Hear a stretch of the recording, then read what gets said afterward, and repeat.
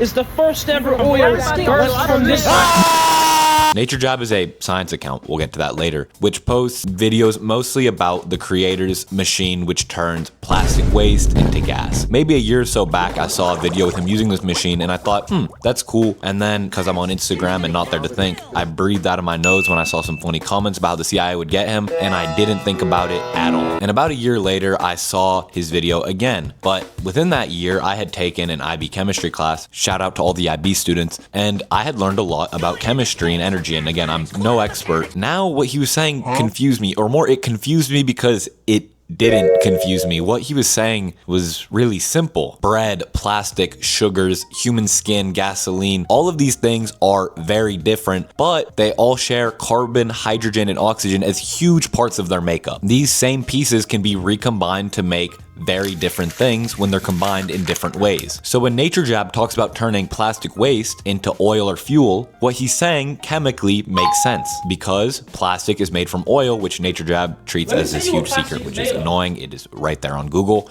But it is interesting because we act as if fuel and energy is this rare thing that we don't have a lot of, and plastic is the thing which wraps my bread. But in reality, they're the same thing, but not really. When making either fuel or plastic, you start with this machine, which is hopefully on screen, which then separates out that crude oil into multiple parts, which can be used to make different things. It's called the fractional distillation of crude oil, which most of you might know about, but if not, feel free to look it up on Google. It's super interesting and important to day-to-day life. But what you need to understand is we don't spend the part of crude oil that easily becomes fuel on plastic. We use a different segment and then we turn it into plastic because it's difficult to use that as fuel. Then the products we make from plastic turn into waste, so we look for recycling methods. And what if we changed the plastic back into fuel, which is when one genius did this for the first time ever in the 1970s when professors Kaminsky and I don't even know how to pronounce that did this in Germany. Again, if there's a different example that happened further back than that, feel free to tell me, but this is what I found. Naturejab isn't even the first person to do this recently as a hobby. I found an interview of a guy in the Philippines doing this for 30 years, and he was discovered in 2012 and had a new segment run on him. So you might be wondering, if we had this process for 50 years, why does Naturejab act as if he's the first person who made it, and why don't we use this to just get infinite energy? To do that, we'll need to look at the science just a little bit. The technique being employed is called plastic pyrolysis, meaning plastic fire breakdown, which is when plastic is thrown into a machine, which heats it up to a very specific temperature, and I'm sure a lot of other small minor processes, and from that, you break it down into things which can be used as fuel. So after we use one of those things, we take our plastic waste and we have fuel. Boom, energy crisis solved. No, there is a lot more to this because energy isn't really about amounts usually. It's about economy. Every atomic bond on this planet has energy. We have so much energy. The idea of an energy shortage isn't real. We have a shortage of energy we actually know how to use without negative consequences. So when you just put a plastic bag into that machine, the plastic bag already is holding on to so much chemical energy, but to make that energy usable, you do need to put energy in. And then you turn your plastic into three main desired products. Liquid fuel, the GOAT, the thing that you're really trying to get and the thing which Naturejab shows off. And then two other products which he almost never shows, which is syngas, which is like smaller fuels. And then char, which is the solid byproduct, which could be toxic, so be careful if you ever do pyrolysis. But those are the three desired products. There are also tons of emissions like dust, which is called particulate matter in stupid science papers, CO2, and carbon monoxide, which either need to be captured, spending more energy, or just release into the environment, which is a typically agreed upon no. So let's look at the efficiency of this process. The numbers I'm about to use are just kind of formulated from what I could find on Google. They're not super reliable, but it's just meant to illustrate the efficiency of the process. And again, I have no idea the exact details of Naturejab's machine. So you have your machine and you have an amount of plastic, which is storing roughly 17 arbitrary energy units. You put it in the machine and running it takes 600 energy. Of the 1700 stored in the plastic, you are able to release 1000 as usable energy, the other 700 being stored in compounds which can't be used in fuel or just being dissipated as heat energy. Now, of that 1700 that was originally in the plastic, about 1000 will be in fuels which we can use later. And of that 1000, around 600 energy units will actually be stored in liquid fuel, which is easy to burn. But the liquid fuel you're forming isn't as good as the fuel from the gas station. You're also left with, again, that char and free-floating fuels, which Naturejab has never shown in his videos, but they could also technically be used as fuels. But if you put that liquid fuel back into a generator, you're gonna make about 250 units of usable electrical energy. So you lose a lot of energy, and that's not even counting all the energy involved in making the machine in the first place, and the fact that you make emissions and make fossil fuels which will later burn and make more emissions. The process is complicated and inefficient at high volume and high scale use. But people who are honestly interested in this science and pushing that boundary are learning a lot, and these machines and the idea that we literally have all of the pieces to make usable fuels at our fingertips, we just don't quite know exactly how to extract them, is a huge scientific idea which could be the breakthrough at some point. But we're not there yet. And I don't mind him spending all this energy on this hobby. I play video games and edit videos, which also takes energy and produces nothing of energy. My problem with Naturejab is that I'm kind of a dumb high school student who just spent minutes explaining that science, and he clearly knows a lot more about it because he's running and operating this machine and explains none of it ever. All he does is walks out, shows plastic and then liquid gas, and then kind of deceives his audience and making this seem like a simple process. He's either entirely negligent about how his videos come off, or more malicious and deceptive than that. Again, he makes and runs the machine, he pays the electricity, he's used the fuel, he knows the limitations and inefficiencies, but has absolutely never once mentioned them in his videos. You know how lab reports are structured with an introduction, methodology? He just erased all of that, kept the conclusion, I just turned plastic into fuel, and then erases all of the limitations, which again shows something entirely different to the audience than what is true. Then there's this either genuine paranoia or just complete dishonesty in his recent videos. He seemingly genuinely thinks that the government or big oil put a hit on him and feeds this narrative constantly. But there is some very, very odd stuff going on. I'm certainly under attack. He made a video about how his mechanic loosened his tires, and that when he called his mechanic, he seemed like he was at gunpoint. Like, he was like, it sounded almost like somebody was like holding a gun to his head the way he sounded on the phone, like he sounded scared. Again, I hope he's safe, but he's acting like this is Nobel Prize research. It's a very impressive hobby or science fair experiment.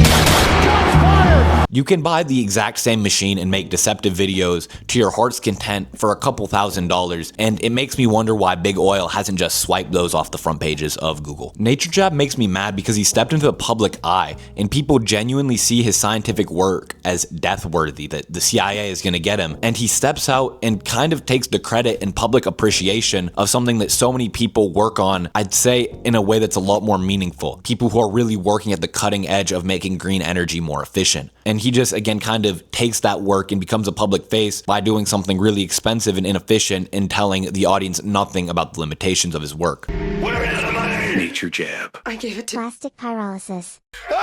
I'm not a fan of negativity and drama, but science is a different arena. Science is supposed to be honest and nuanced. As a science creator, I hope that somebody like me pushing back should be a good thing. Publications are peer-reviewed for a reason. Science has become so complicated. I'm sure I made some mistakes in this video, and I don't expect him to be able to perfectly explain everything all the time, but it seems like he's intentionally deceiving his audience. He has never mentioned any of the problems. He always acts as if this research has never been done before, and he almost stands on the backs of everybody who works to make this happen. And again, something else that irritates me about him is that he never truly lies. He is turning plastic waste into fuel. He's just talking nothing about the limitations of that process. He's not mentioning the fact he's not the first person to do this. He's acting as if this is work that's gonna get him killed. He's acting as if he's doing something which has never been done before when he hasn't. He's absolutely playing into all of the jokes about him dying. He even disappeared on the internet for weeks right after making videos where he seems to be in danger, worrying his audience that something is really gonna happen. And again, please stay safe. And if the CIA really is putting a hit out on him, I'm sure gonna feel like an idiot. But after this whole fake death scandal, I just really feel as if he's much more interested in selling a show that is based on science rather than actually communicating anything about the science of what he's working with. Bonus criticism, my main issues with him are for everything above. He also does have like cosmetic brand that sells deodorant and sunscreen. So by being viewed as scientifically aware and honest, he's directly profiting. And I just hate how he markets his products. He fearmongers again about all of the chemicals in typical deodorants and sunscreens. Look at that crazy ingredient list, an absolute Hogwarts incantation spell of an ingredient list. 100% natural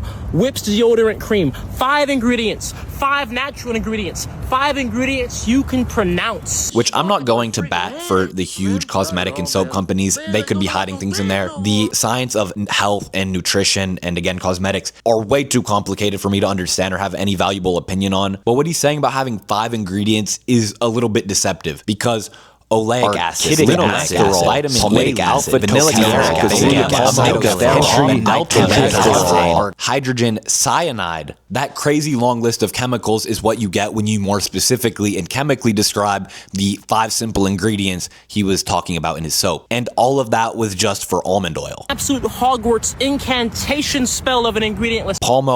Palmitoleic acid. Ingredients you can pronounce. I can understand the appeal in just calling things what they are because I do think in some ways science has gotten away from the average person because it's gotten so complicated. Reading the studies I tried to read for this video was brain melting, but I just felt the need to kind of come at this point because his 5 ingredient soap could be 50 ingredient soap if those ingredients are listed differently. Also, there's the fact that there were multiple different lists of the chemical products in almond oil because like most living things, almond oil is not, again, one consistent thing, which means if somebody doesn't want a very specific thing in almond oil on their body, they'll be less able to tell, which is typically why these companies explain their list of ingredients with such chemical precision because they're selling at such a huge scale that they don't want any problems. Again, these are all the chemicals in a banana. You can make really simple, quote, natural things seem really chemically complex when you list them different ways. And you can make things which are chemically complex seem really simple by just calling them 5 ingredients when there are a lot more things and you're just grouping these huge amounts of chemicals under simple words. Almond oil. Yes. Almond oil. Which is fine and makes what's in your product more understandable, but I think that saying that is why it's more healthy